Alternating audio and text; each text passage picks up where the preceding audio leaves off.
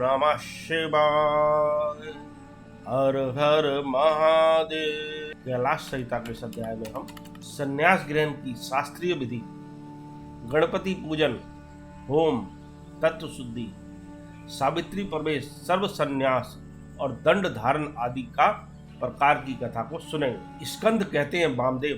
तदनंतर मध्याह्न काल में स्नान करके साधक अपने मन को वश में रखते हुए गंध, पुष्प और अक्षत आदि पूजा द्रव्य को ले आए और नेतृत्व कोण में देव पूजित विघ्नराज गणेश की पूजा करें। गणानान्त्वा इत्यादि मंत्र से विधि पूर्वक गणेश जी का आह्वान करें। आह्वान के पश्चात उनके स्वरूप का इस प्रकार ध्यान करना चाहिए। उनकी अंग कांति लाल है, शरीर विशाल है, सब प्रकार के आभूषण की शोभा बढ़ा रहे हैं। उन्होंने अपने कर कमलों में किर्मशय, पास, अंकुश, अक्षमाला तथा वर नामक मुद्राएं धारण कर रखी हैं। इस प्रकार आह्वान और ध्यान करने के पश्चात शंभु पुत्र गजानन की पूजा करके खीर, पुआ, नारियल और गुड़ आदि उत्तम नैवेद्य की निवेदन करशा, तांबुल आदि दे उन्हें संतुष्ट करके नमस्कार करें और अपने अभिष्ट कार्य की निर्विघ्न पूर्ति के लिए प्रार्थना करें। तदनंतर अपने गृह सूत्र में बताई हुई विधि के अनुसार उपासनाग्नि में आज भागान्न हवन करके अग्नि देवता संबंधी यज्ञ विषयक स्थाली पाक होम करना चाहिए। इसके बाद भू स्वाहा इस मंत्र से पूर्णाहुति होम करके हवन का कार्य समाप्त करें।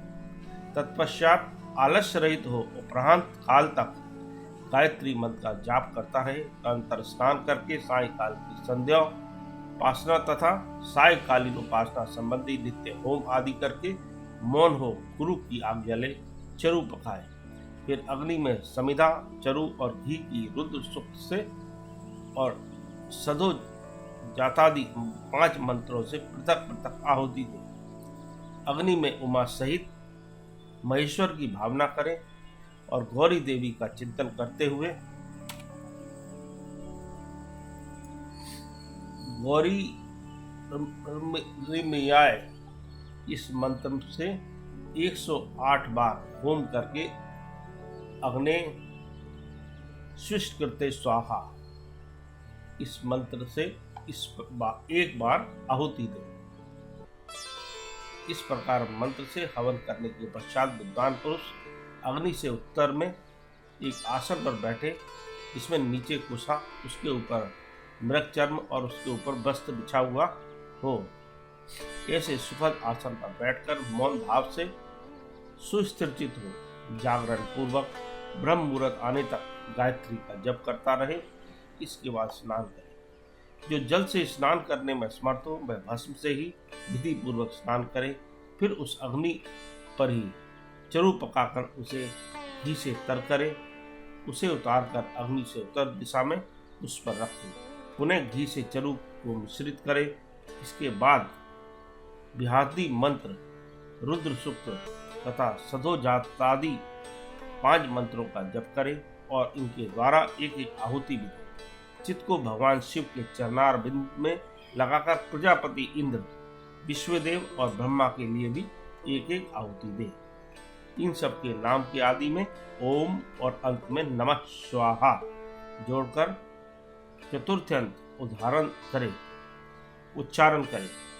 यथा ओम प्रजापते नमः स्वाहा इत्यादि। तत्पश्चात पुण्य वाचन कराकर अग्ने स्वाहा इस मंत्र से अग्नि के मुख में आहुति देने तक का कार्य संपन्न करें। फिर प्राणाय स्वाहा इत्यादि 5 मंत्रों द्वारा घृत सहित चरु की आहुति दे। इसके बाद अग्नि शिष्ट कृत्य स्वाहा बोलकर एक आहुति और दे। तदनंतर फिर रुद्र सूक्त तथा ईशान आदि 5 मंत्रों का जप करे।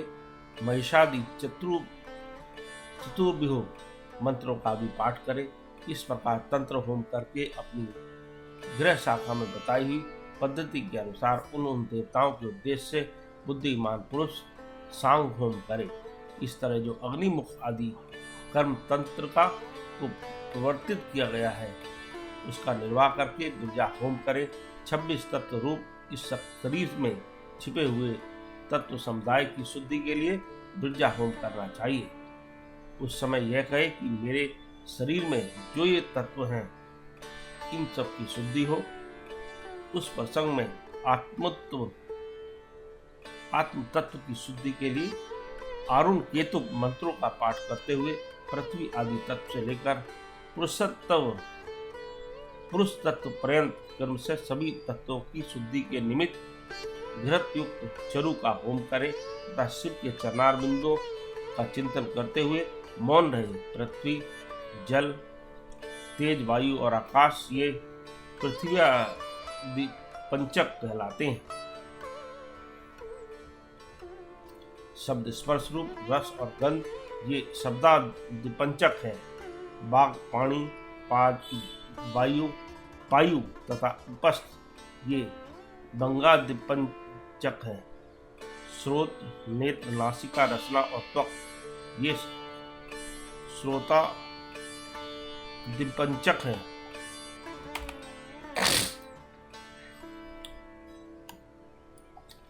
सिर, पार्श्व, पृष्ठ और उदर ये चार हैं। इन्हीं में जंगा को भी जोड़ लें। फिर त्वक आदि 7 धातुएं हैं। प्राण, अपान आदि वायुओं का 5 वायुओं को प्राण दिपंचक कहा गया है। अन्नमय आदि 5 कोशों को वो पंचक कहते हैं। इनके नाम इस प्रकार हैं: आनंदमय, प्राणमय, मनोमय, विज्ञानमय और आनंदमय। इनके सिवा मन, चित्त, बुद्धि, अहंकार, ख्याति, संकल्प, गुण, कर्ती और पुरुष है। भोक्तापन को प्राप्त हुए पुरुष के लिए भोग काल में जो 5 अतरंग साधन हैं उन्हें तत्व पंचक कहा गया है। उनके नाम ये हैं: नियति, काल, राग, विद्या और कला। ये 5 माया से उत्पन्न है। मायाम तु प्रकृति विद्यात्। इस श्रुति में प्रकृति ही माया कही गई है। उसी से ये तत्व उत्पन्न हुए, इसमें संशय नहीं है। काल का स्वभाव ही नियति है, ऐसा श्रुति का कथन है। ये नियति आदि जो 5 तत्व हैं इन्हीं को पंचुक कहते हैं। इन 5 तत्वों को न जानने वाला विद्वान भी मूढ़ भी कहा गया है। नियति प्रकृति से नीचे है और एक पुरुष प्रकृति से ऊपर है। जैसे कोई की एक ही आंख उसके दोनों गोलकों में घूमती रहती है, उसी प्रकार पुरुष प्रकृति और नियति दोनों के पास रहता है। यह विद्या तत्व कहा गया है। शुद्ध विद्या महेश्वर, सदाशिव, शक्ति और शिव, इन 5 को शिव तत्व कहते हैं। ब्रह्मन, विज्ञानम, ब्रह्म, इस श्रुति के वाक्य से यह शिव तत्व ही प्रतिपादित हुआ है। मनीश्वर, पृथ्वी से लेकर शिव पर्यंत जो तत्व समूह है उसमें से प्रत्येक को क्रम से अपने अपने कारणों में लीन करते हुए उसकी शुद्धि करो। पृथ्व्यादिपंचक,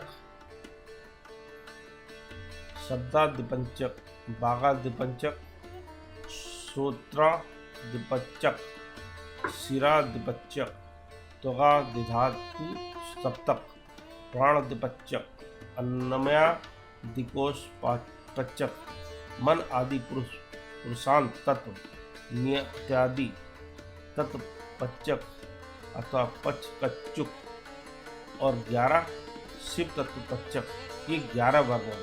इन 11 वर्ग संबंधी मंत्रों के अंत में परस्मै शिव ज्योति से इदम नमः इस वाक्य का उच्चारण करें। इसके द्वारा अपने देश का त्याग बताया गया है।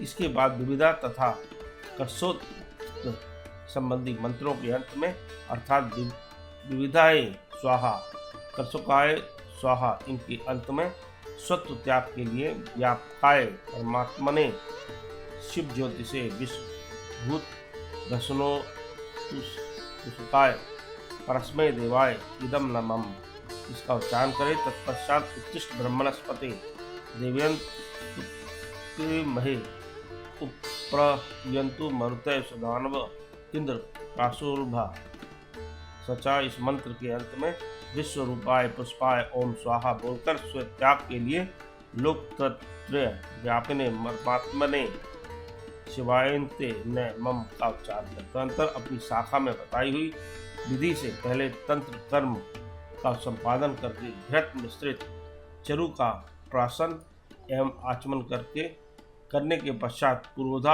आचार्य को स्वर्ण आदि से संपन्न समुचित दक्षिणा दे। फिर ब्रह्मा का विसर्जन करके प्रातः कालिक उपासना संबंधी नित्य होम करें। इसके बाद मनुष्य सम्मा सिंचन्तु मरुतः इस मंत्र का जप करें। तत्पश्चात याते अग्ने यज्ञा तनुस्ते हारोहात्मानम इत्यादि मंत्रों से हाथ को अग्नि में तपाकर उस अग्नि को अधेत धाम स्वरूप अपने आत्मा में आरोपित करें। तदनंतर प्रातःकाल की संध्योपासना करके सूर्योपस्थान के पश्चात जलाशय में जाकर नाभि तक जल के भीतर प्रवेश करें। वहाँ प्रसन्नता पूर्वक मन को स्थिर कर उत्सुकता पूर्वक वेद मंत्रों का जप करें। जो अग्निहोत्री हो वह स्थापित अग्नि में प्रजापत्यष्ट करे और वेदोक्त देशावानर स्थाली पाक होम करके उसमें अपना सब कुछ दान कर दे। पूर्वोक्त रूप से अग्नि का आत्मा में आरोप करके ब्राह्मण घर से निकल जाए। मुनीश्वर फिर वह साधक निम्नांकित रूप से सावित्री प्रवेश करे। ओम भू सावित्री प्रवेशामि तत्विर्तु नियम। ओम सावित्री प्रवेशामि भर्गो देवस्य धीमहि। ओम सावित्री प्रवेशामि धियो यो नः प्रचोदयात्। ओम भूर्भुवः स्वः सावित्री प्रवेशामि तत्विर्तु वरेण्यं भर्गो देवस्य धीमहि धियो नः प्रचोदयात्। इन वाक्यों का प्रेम पूर्वक उच्चारण करें और चित्त को चंचल न होने दें। उस समय गायत्री का इस प्रकार ध्यान करें। ये भगवती गायत्री साक्षात भगवान शंकर के आधे शरीर में वास करने वाली है। इनके 5 मुख और 10 भुजाएं हैं। ये 15 नेत्रों से प्रकाशित होती हैं। नूतन रत्न में क्रीट से जगमगाती हुई चंद्रलेखा इनके मस्तक को विभूषित करती है। इनकी अंग कांति शुद्ध स्फटिक मणि के समान उज्ज्वल है। ये शुभ लक्षणा देवी अपने 10 हाथों में 10 प्रकार के आयुध धारण करती हैं। हार, केयूर, कड़े, गर्दनी और निपुर आदि आभूषणों से इनके अंग विभूषित है। इन्होंने दिव्य वस्त्र धारण कर रखा है। इनके सभी आभूषण रत्न निर्मित है। विष्णु, ब्रह्मा, देवता, ऋषि तथा गंधर्वराज और मनुष्य ही सदा इनका सेवन करते हैं। ये सर्वव्यापिनी शिवा सदाशिव देव की मनोहरणी धर्म पत्नी है। संपूर्ण जगत की माता, तीनों लोकों की जननी, त्रिगुणमयी, निर्गुणा तथा अजन्मा है। इस प्रकार गायत्री देवी के स्वरूप का चिंतन करते हुए शुद्ध बुद्धि वाला पुरुष ब्राह्मण तत्व आदि प्रदान करने वाली अजन्मा आदि देवी त्रिपदा गायत्री का जप करें। गायत्री व्याहृतियों से उत्पन्न हुई है और इन्हीं में लीन होती है। व्याहृतियां प्रणव से प्रकट हुई है और प्रणव में ही लय को प्राप्त होती है। प्रणव संपूर्ण वेदों का आदि है। वह शिव का वाचक, मंत्रों का राजाधिराज, महावीर स्वरूप और श्रेष्ठ मंत्र शिव प्रणव है और प्रणव शिव कहा गया है, क्योंकि वाच्य और वाचक में अधिक भेद नहीं होता। इसी महामंत्र को काशी में शरीर त्याग करने वाले मनुष्य जीवों के मन काल में उन्हें सुनाकर भगवान शिव परम मोक्ष प्रदान करते हैं। इसलिए श्रेष्ठ यति अपने हृदय कमल के मध्य में विराजमान एकाक्षर प्रणव स्वरूप परम कारण शिव देव की उपासना करते हैं। दूसरे मुमुक्षु, धीर एवं विरक्त लौकिक पुरुष भी मन से विषयों का परित्याग करके प्रणव रूप परम शिव की उपासना करते हैं। इस प्रकार गायत्री का शिववाचक प्रणव में लय करके अहम वृक्षस्वर रेरीबा इन अनुवाक का जप करें। तत्पश्चात यश छंद साम्राशबा इस अनुवाक को आरंभ से लेकर सूतम में गोपाय तक पढ़कर कहें। दारेशना या वितेशना या लोकेशना या व्युत्थित तो अर्थात मैं स्त्री की कामना धन की कामना और लोगों में ख्याति की कामना से ऊपर उठ गया हूँ।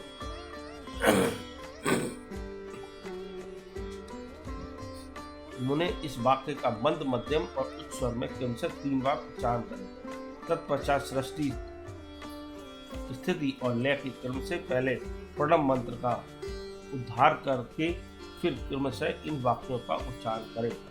ओम भू संन्यस्तम मया, ओम भू संन्यस्तम मया, ओम स्व संन्यस्तम मया, ओम भूर्भुवः स्वः संन्यस्तम मया। इन वाक्यों का मंद, मध्यम और उच्च स्वर में हृदय में सदाशिव का ध्यान करते हुए सावधान से चित्त से उच्चारण करें। तदंतर अभयम सर्वभूतेभ्यो मत स्वाहा, मेरी ओर से सब प्राणियों को अभयदान दिया गया, ऐसा कहते हुए पूर्व दिशा में एक अंजलि जल लेकर छोड़े।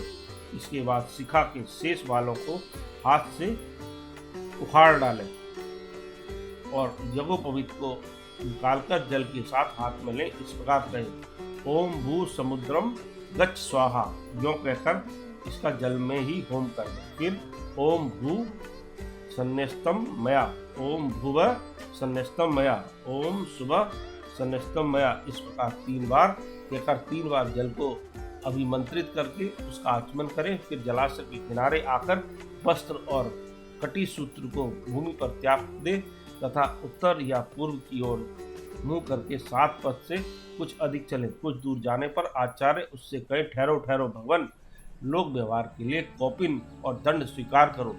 यों कह आचार्य अपने हाथ से ही उसे कटी सूत्र और कौपिन देकर गेरुआ वस्त्र भी अर्पित करे।